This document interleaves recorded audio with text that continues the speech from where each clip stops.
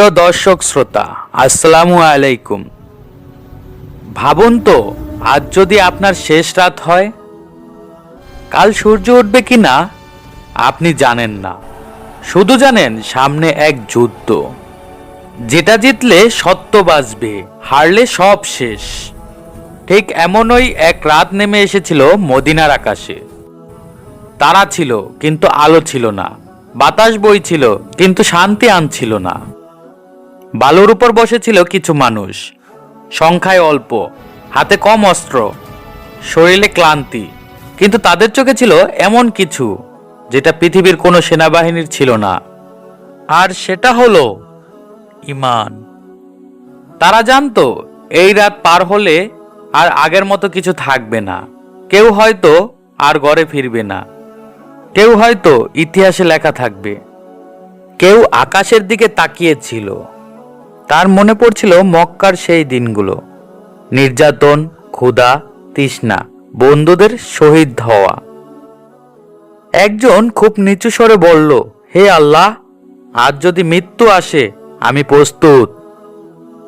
এই নীরবতার মাঝেই একজন মানুষ একা দাঁড়িয়েছিলেন।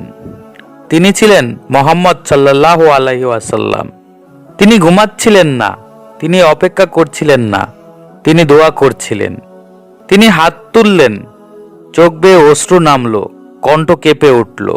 হে আল্লাহ, এই অল্প মানুষগুলো যদি আজ ধ্বংস হয়ে যায়, তাহলে পৃথিবীতে আর কেউ থাকবে না যারা তোমার নাম নিয়ে দাঁড়াবে। এই দোয়ার সময় তার কাঁধ থেকে চাদর পড়ে গেল। হযরত আবু বকর কাছে এসে চাদর তুলে নিলেন, বললেন, ইয়া রাসূলুল্লাহ, আল্লাহ আপনার দোয়া ফিরিয়ে দেবেন না। রাত গভীর হলো। অদ্ভুতভাবে সাহাবীরা ঘুমিয়ে পড়ল। যারা এতক্ষণ ভয় পাচ্ছিল তারা শান্তিতে ঘুমাচ্ছে। এই ঘুম ছিল না ক্লান্তির, এই ঘুম ছিল নিরাপত্তার, আল্লাহর পক্ষ থেকে পাঠানো শান্তি। ফজরের আলো ফুটল, আজানের ধ্বনি বাতাসে ভেসে উঠল।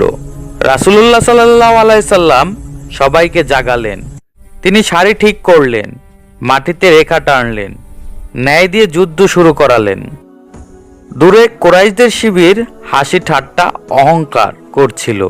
তারা বলছিল, এই অল্প মানুষ আমাদের কি বা করবে। যুদ্ধ শুরু হলো। প্রথম তলোয়ার উঠল, প্রথম রক্ত ঝরল, প্রথম সাহাবী মাটিতে লুটিয়ে পড়লেন। তার চোখ বন্ধ হয়নি, মুখে ছিল শান্তি।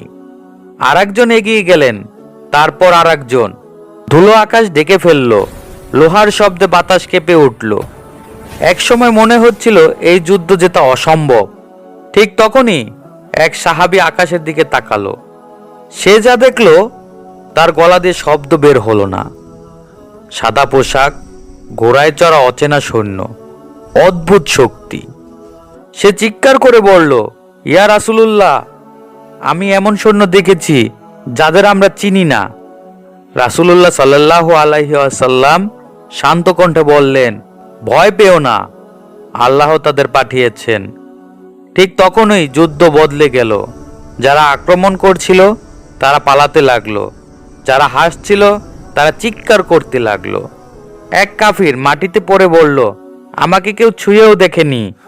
আরেকজন বলল, আমি আকাশ থেকে আঘাত পেয়েছি। শেষ পর্যন্ত যুদ্ধ থেমে গেল।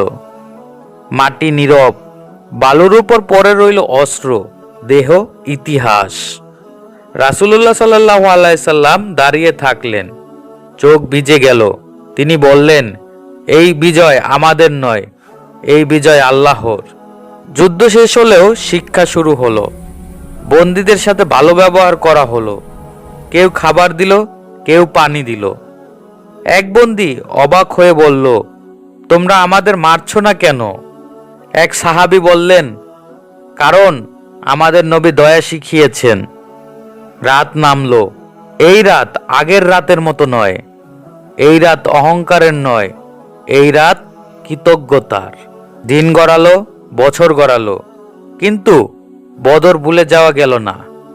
যখনই মুসলমানরা দুর্বল হলো, বদর মনে করা হলো। যখনই ভয় এলো, বদর স্মরণ করা হলো।